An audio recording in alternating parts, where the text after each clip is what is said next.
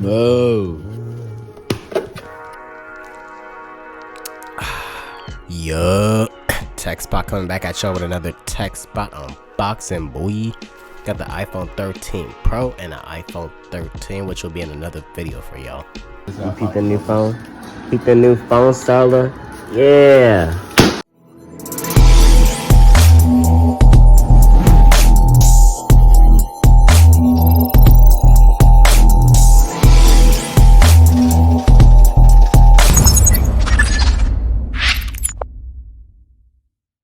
Like I said, it's BLK from Tech Spot, so let's get right into this unboxing. So first I'm gonna unbox this clean iPhone 13 Pro. Then in the next video, like I said, we're gonna be getting into that 13 product red. And I gotta say, they got the product red right this time.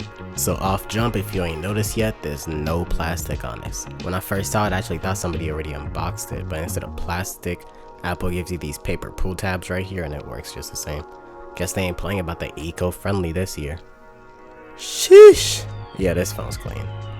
The camera's huge.